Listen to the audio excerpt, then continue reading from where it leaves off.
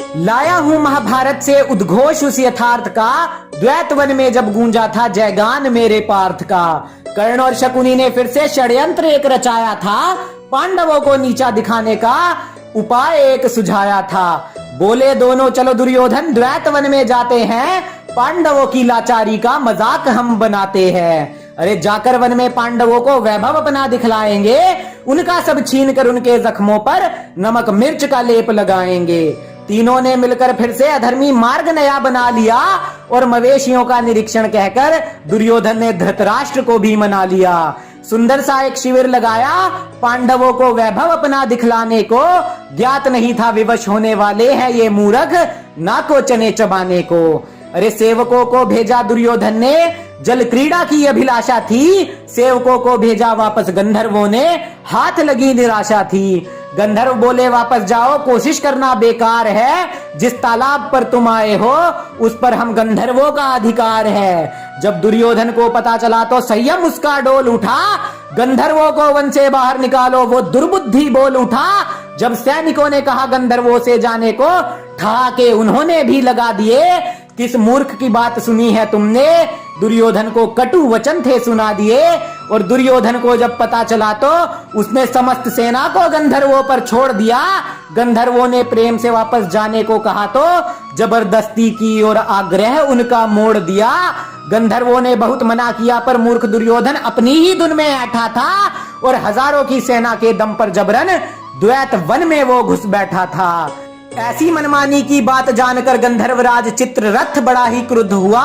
उसने अपनी सेना भेजी और फिर बड़ा ही भीषण युद्ध हुआ।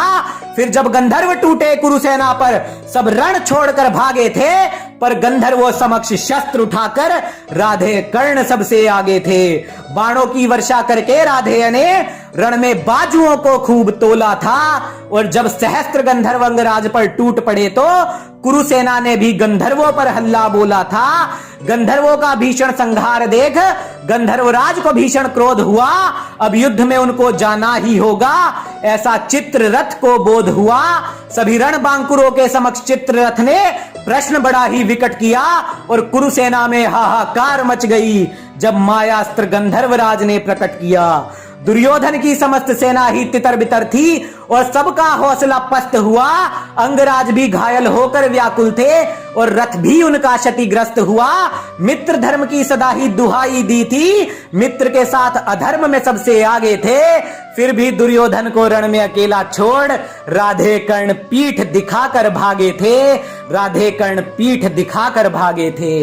अरे मित्र को संकट में छोड़ भागे अंगराज, मित्र धर्म याद नहीं तब आया था।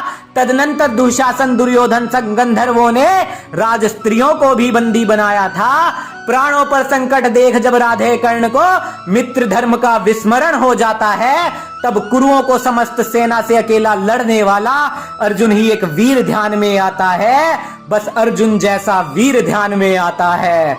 फिर कुरु सैनिकों ने जाकर धर्मराज से दुर्योधन की रक्षा की गुहार लगाई थी और ज्येष्ठ के समझाने पर पांडु पुत्रों ने गंधर्वों से की घनघोर लड़ाई थी।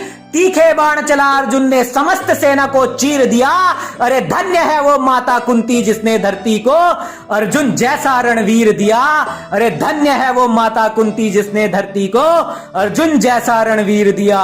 अरे नकुल सहदेव और भैया भीम के वार न टाले जाते थे और गांडीव से निकलते तीर नहीं शत्रु से संभाले जाते थे। और बंदियों को लेकर भागना चाहा गंधर्वों ने, नभ पर भी पार्थ ने पथ उनका था काट दिया।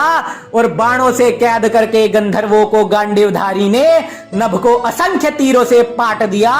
फिर गंधर्वराज चित्ररथ ने भी पूर्ण सामर्थ्य अपना लगाया था, अंतर ध्यान होकर युद्ध किया, फिर भी जिष्णु से ना जीत पाया था। जिस दिशा से भी आहट थी होती उस दिशा में तीर जाता था और गुड़ाकेश का शब्द भेदी बाण था बंधु, व्याकुल शत्रु को कर जाता था। फिर सामने आए चित्ररथ और बोले हम देवराज की आज्ञा से ही आए थे, ये कपटी कौरव पांडु पुत्रों का उपहास करेंगे, हमको उन्होंने समाचार ऐसे सुनाए थे। फिर सभी बंदियों को छुड़वाया और सभी ने पांडु पुत्रों का जयगान किया और अमृत वर्षा करके देवराज ने मृत गंधर्वों को भी जीवन दान दिया।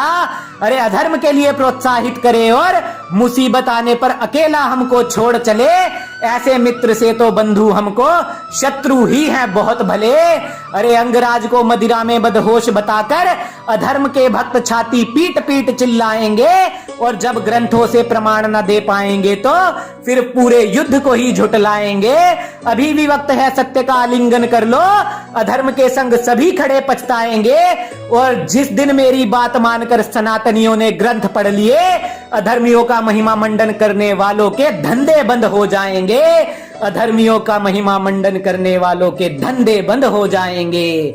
अरे धर्म के लिए जो अपनों से भिड़ जाए, सम्मान करे जो गुरुओं का और नारी का, मेरा भी जीवन धन्य करो नारायण, मुझको मित्र बनाकर गांडीवधारी का। अरे मेरा भी जीवन धन्य करो नारायण, मुझको मित्र बनाकर गांडीवधारी का।